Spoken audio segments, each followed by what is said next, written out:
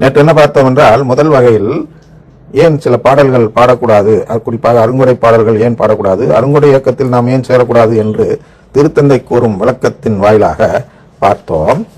இது அதில் 2வது வகை பாடல், அபாயகரமான பாடல். 2வது வகையாக அவர் எதை சொல்கிறார் என்றால், திருவிலிய ஆதாரம் இல்லாத பாடல்கள். திருவிலிய ஆதாரம் இல்லாத பாடல்கள். அது என்ன சொல்றாருன்னா, தெளிவற்ற ஆன்மீக மொழி. முதல் பாயிண்ட், தெளிவற்ற ஆன்மீக மொழி அப்படின்னு என்ன, தெளிவற்ற இறையல்னு சொல்லலாம். எப்படி அப்படின்னா, மீட்புனா என்ன, அதை தெளிவாக காட்டுகிறதா, அதை பார்க்க வேண்டும். அதாவது ஆங்கிலத்தில் வேக் ஸ்பிரிச்சுவல் லாங்குவேஜ் அப்படிங்கிற ஒரு வார்த்தையை பயன்படுத்துகிறார். அதன் தெளிவற்ற ஆன்மீக மொழிகள் எதில் இருக்கு, அந்த அருங்குடை இயக்க ஜபங்களில் இருக்கின்றன, இந்த அருங்குடை இயக்க பாடல்களில் இருக்கின்றன. ஒரு உதாரணத்துக்கு அந்த இதை வச்சுக்கோ, யாரிடம் செல்வோம் இறைவா. அப்ப யாரிடம் செல்வோம் இறைவா இப்ப எதுக்கு யூஸ் பண்ணிட்டு இருக்கீங்கன்னா, துக்க பாடல்.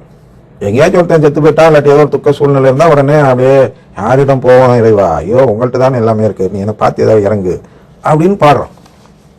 அது மீட்புக்கு உதவுமா என்றால் உதவாது. ஏனென்றால் யாரிடம் செல்வோம் இறைவான்னு பேதுரு சொன்னது எதை குறித்து என்றால், நற்கருணை குறித்த சர்ச்சையை குறித்து அங்கே வருகிறார். யோவான் 6வது அதிகாரம் 66வது வசனத்தில் பார்த்தீர்கள் என்றால், 72 சீடர்களில் 60 சீடர்கள் விலகி சென்று விடுகிறார்கள். எதற்காக என்றால், நற்கருணை குறித்து இயேசு பேசுவது எங்களால் ஏற்றுக்கொள்ள முடியாது, எப்படி நான் நரமாமிசத்தை சாப்பிடுவது, அதை மனித சதையை எப்படி புசிப்பது, மனித ரத்தத்தை குடிப்பது அப்படின்னு சொல்லி அவர்கள் வெளியேறி விடுகிறார்கள். அந்த நேரத்தில் பார்த்து இயேசு மீதி இருக்கும் 12 சீடர்களை பார்த்து கேட்கிறார், நீங்களும் போயிருன்னா போயிருங்க.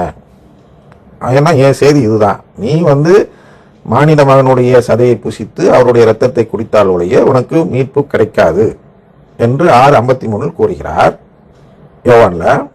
அப்படி கூறுறதுபடி நீங்க 12 பேர் இப்ப போகாம இருக்கிறீங்க, அது கேட்டு வெறுத்து. ஆனால் இதுதான்ப்பா செய்தி, இதுதான் செய்தி நான் கொடுக்குறேன், இது வேணா இரு இல்லைன்னா போயிருங்கிற மாதிரி ஒரு இயேசு கேட்கிறார். நீங்களும் போய்விட நினைக்கிறீர்களா அப்படின்னு கெஞ்சல, ஐயோ போயிடாதீங்கன்னு கெஞ்சல, நீங்களும் போய்விட நினைக்கிறீர்களா என்று கேட்கும் பொழுது பேதுரு சொல்றார், நான் உன்னுடைய சதையை புசிப்பேன், உங்களுடைய ரத்தத்தை நான் குடிப்பேன். ஏன்னா அந்த வார்த்தைகள் தான் என்ன இருக்கிறது, வாழ்வு இருக்கிறது, எனக்கு உங்களிடத்தில் உறவு கிடைக்கிறது என்பதால் நான் உங்களுடைய சதையை பிச்சு திங்க தயார் என்று வில்லனை போல் சொல்கிறார். யாரு? பேதுரு. அது மாதிரி வில்லனை போல் சொல்கிறாய் என்று அவரை சாத்தான் என்று அழைக்காமல் அந்த இடத்துல அவரை பாராட்டுகிறார். வேற இடத்துல சாத்தான் என்று சொல்கிறார். எப்ப நீ கடவுளுக்கு ஏற்புடைய பற்றி சிந்திக்காமல் மனிதனுக்கு ஏற்புடைய பற்றி சிந்திக்கிறாய் என்று சொல்லி சாத்தானே என்று சொல்வார். அது என்னன்னா, நீங்க பாடுபடக்கூடாது என்று பேதுரு ஆசைப்பட்டதால். பாருங்க, எல்லாமே முரண்பாடாக இருக்கிறது மனித மரபுக்கு. அப்படி வச்சுங்க, இங்க மனித மரபுப்படி நாம் மனித சதையை புசிக்க கூடாது. அதனால் அந்த 60 பேர் விலகி செல்கிறார்கள்.